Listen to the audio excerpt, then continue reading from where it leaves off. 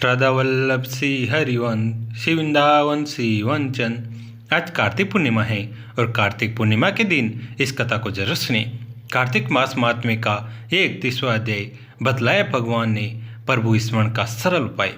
भगवान श्री कृष्ण ने कहा, पूर्व काल में अवंतीपुरी यानी उज्जैन में धनेश्वर नामक एक ब्राह्मण रहता था। वह रस, चमड़ा और कंबल आदि का व्यापार करता था। वह वेश्यागामी और मद्यपान आदि बुरे कर्मों में लिप्त रहता था। क्योंकि वह राधीन पाप में रत रहता था, इसलिए वह व्यापार करने नगर नगर घूमता था।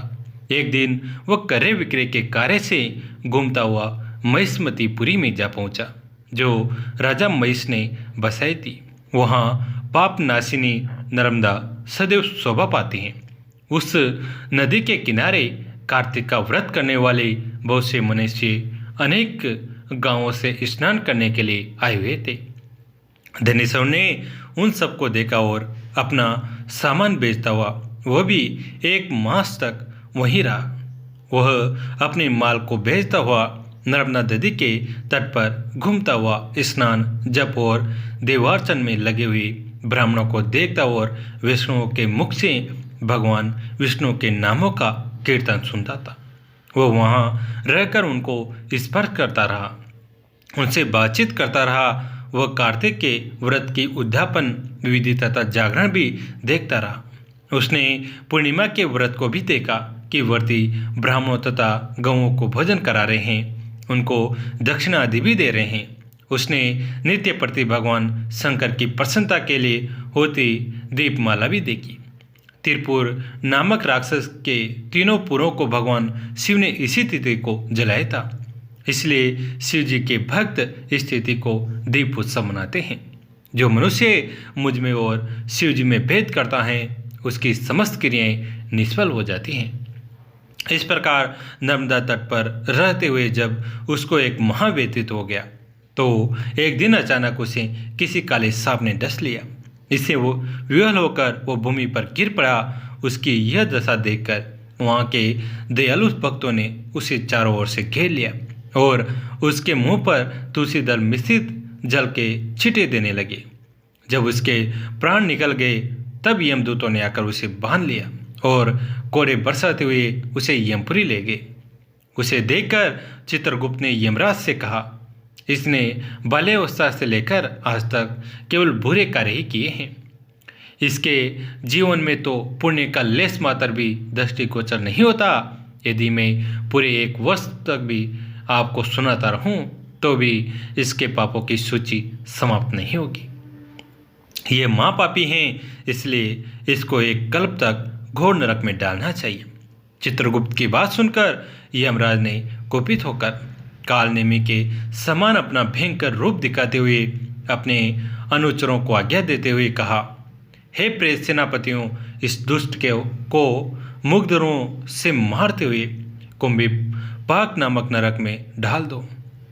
सेनापतियों ने मुग्धरों से उसका सिर फोड़ते हुए कुंभीपाक नरक में ले जाकर खोलते हुए तेल में के कढ़ाई में डाल दिया। प्रेत सेनापतियों ने उसे जैसे ही तेल के कढ़ाई में डाला, वैसे ही वहाँ का कुंड शीतल हो गया। ठीक उसी प्रकार जिस प्रकार पूर्व काल में प्रहलाद जी को डालने से दैत्यों की जलाई हुई आग ठंडी हो गई थी। ये विचित्र घटना देखकर प्रेत सेनापति यमराज के पास गए और उनसे सारा वृत्तांत का सारी बात सुनकर यमराज भी आश्चर्यचकित हो गए और इस विषय में पूछताछ करने लगे। उसी समय नारद जी वहाँ आए और यमराज से कहने लगे, सूर्य नंदन, ये ब्राह्मण नरकों का उपभोग करने योग्य नहीं है। जो मनुष्य पुण्य कर्म करने वाले लोगों का दर्शन, स्पर्श और उनके साथ वार्तालाप करता है, वो उनके पुण्य का 6वां अंश प्राप्त कर लेता है। हे धनेश्वर, तो 1 मास तक शरीर के कार्तिक का व्रत अनुष्ठान करने वाले असंख्य मनुष्यों के संपर्क में रहा है, अतः यह उन सबके पुण्यांश का भागी हुआ है। इसको अनिच्छा से पुण्य प्राप्त हुआ है, इसलिए यह यक्ष की योनि में रहे और पाप भोग के रूप में सब नरक का दर्शन मात्र करके ही यम यातना से मुक्त हो जाए। भगवान श्री कृष्ण ने कहा, सत्यभामा, नारद जी के इस प्रकार कहकर चले जाने के पश्चात धनेश्वर को पुण्यात्मा समझते हुए यमराज ने दूतों को उसे नरक दिखाने की आज्ञा दी। मुझे सहारा है तेरा सब जग के पालनहार, कार्तिक मास के महात्म्य का 32वां विस्तार। भगवान श्री कृष्ण ने आगे कहा, हे प्रिय, यमराज की आज्ञा सिरोधार्य करते हुए प्रेतपति धनेश्वर को नरकों के समीप ले गया और उसे दिखाते हुए कहने लगा, हे धनेश्वर, महान भय देने वाले इन नरकों की ओर दृष्टि डालो। इनमें पापी पुरुष सदैव दूतों द्वारा पकाए जाते हैं। ये देखो, यह तत्व तप्त वाचुक नामक नरक है, जिसमें देह जलने के कारण पापी विलाप कर रहे हैं। जो मनुष्य भोजन के समय भूखों को भोजन नहीं देता, वो बार बार इस नरक में डाले जाते हैं। वो प्राणी जो गुरु, अग्नि, ब्राह्मण, गोवेद और राजा इनको लात मारता है, वो भयंकर नरक अतिशय पापों के करने पर मिलते हैं। आगे देखो, यह दूसरा नरक है जिसका नाम अंधतामिस्त्र है। इन पापियों को सुई की भांति मुख वाले तमोत नामक कीड़े काट रहे हैं। इस नरक में दूसरों का दिल दुखाने वाले पापी गिराए जाते हैं। ये तीसरा नरक है जिसका नाम क्रेकी है। इस नरक में पापियों को आरे से चीरा जाता है। यह नरक भी असीम, त्रवण आदि भेदों से 6 प्रकार का होता है। इसमें स्त्री तथा पुत्रों के वियोग कराने वाले मनुष्यों को कढ़ाई में पकाया जाता है। 2 प्रियजनों को दूर करने वाले भी मनुष्य भी असीमत्र नामक नरक में तलवार की धार से काटे जाते हैं और कुछ भेड़ियों के डर से भाग जाते हैं। अब अर्घल नामक ये चौथा नरक देखो। इसमें पापी विभिन्न प्रकार से चिल्लाते हुए इधर उधर भाग रहे हैं। ये नरक भी वध आदि भेदों से 6 प्रकार का है। अब तुम ये 5वां नरक देखो, जिसका नाम कुट सालमली है। इसमें अंगारों की तरह कष्ट देने वाले बड़े बड़े कांटे लगे हैं। यह नरक भी यातना आदि भेदों से 6 प्रकार का है। इस नरक में पर स्त्री गमन करने वाले मनुष्य डाले जाते हैं। अब तुम यह 6ठा नरक देखो।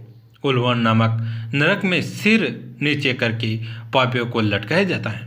जो लोग बख्शा बख्शे का विचार नहीं करते, दूसरों की निंदा और चुगली करते हैं, वे इस नरक में डाले जाते हैं। दुर्गंध भेद से यह नरक भी 6 प्रकार का है। ये 7वां नरक है जिसका नाम कुंभिपाक है। ये अत्यंत भयंकर है और यह भी 6 प्रकार का है। इसमें महापात के मनुष्यों को पकाया जाता है। ये नरक में सहस्त्रों वर्षों तक यातना भोगनी पड़ती हैं। यही रोरोग नरक है।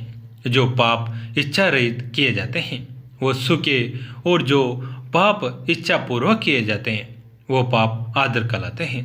इस प्रकार शुष्क और आदर भेदों से ये पाप 2 प्रकार के होते हैं। इसके अलावा और भी अलग अलग 84 प्रकार के पाप हैं। अब किरण पड़ा कथे मलिनीकरण, जाति भ्रंशकरण, उपाय, अति पाप, महापाप, ये 7 प्रकार के पातक हैं। जो मनुष्य जैसा कर्म करता है उसे इन 7 नरकों में उसके पाप कर्मों के अनुसार पकाया जाता है। चूँकि तुम्हें कार्तिक व्रत करने वाले प्रभु भक्तों का संसर्ग प्राप्त हुआ है, उसे पुण्य की वृद्धि हो जाने के कारण ये सभी नरक तुम्हारे लिए निश्चय ही नष्ट हो गए हैं। इस प्रकार धनेश्वर को नरकों का दर्शन कराकर प्रेतराज उसे यक्षलोक में ले गए। वहाँ जाकर उसे वहाँ का राजा बना दिया। वहीं कुबेर का अनुचर धनशीय के नाम से प्रसिद्ध हुआ।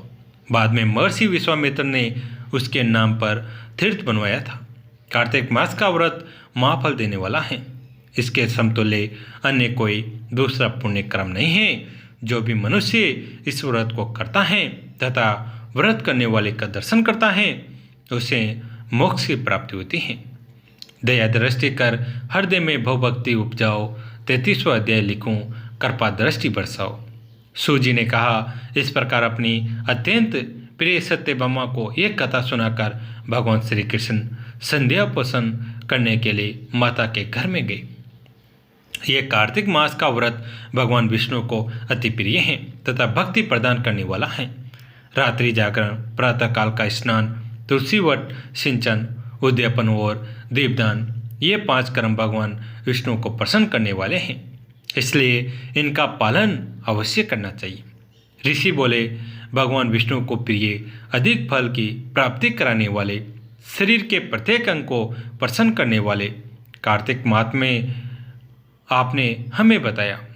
ये मोक्ष की कामना करने वालों तथा भोग की इच्छा रखने वालों मनुष्यों को ये व्रत अवश्य ही करना चाहिए।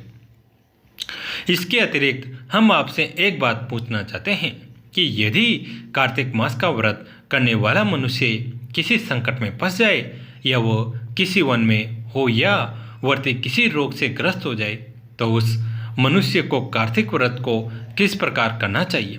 क्योंकि कार्तिक व्रत भगवान विष्णु को अत्यंत प्रिय है और इसे करने से मुक्ति एवं भक्ति प्राप्त होती हैं, इसलिए इसे छोड़ना नहीं चाहिए।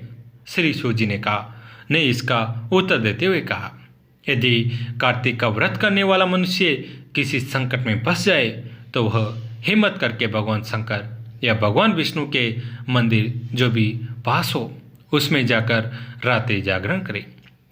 यदि वर्ती घने वन में फंस जाए, तो फिर पीपल के वृक्ष के नीचे या तुलसी के वन में जाकर जागरण करे। भगवान विष्णु की प्रतिमा के सामने बैठकर विष्णु जी का कीर्तन करे। ऐसा करने से सहस्त्रों गायों के दान के समान फल की प्राप्ति होती है। जो मनुष्य विष्णु जी के कीर्तन में बाजा बजाता है, उसे वाजपेयी यज्ञ के समान फल की प्राप्ति होती है। और हरि कीर्तन में नृत्य करने वाले मनुष्यों को सभी तीर्थों में स्नान करने का फल प्राप्त होता है। किसी संकट के समय या रोगी हो जाने और जल न मिल जाने की स्थिति में केवल भगवान विष्णु के नाम मात्र से मार्जन ही कर ले। यदि उद्यापन न कर सके, तो व्रत की पूर्ति के लिए केवल ब्राह्मणों के प्रसन्न होने के कारण विष्णु जी प्रसन्न रहते हैं। यदि मनुष्य दीपदान करने में असमर्थ हो, तो दूसरे की दीप की वायु आदि से बलिबाती रक्षा करे। यदि तुलसी का पौधा समीप न हो, तो वैष्णव ब्राह्मण की ही पूजा कर ले, क्योंकि भगवान विष्णु सदैव अपने भक्तों के समीप रहते हैं।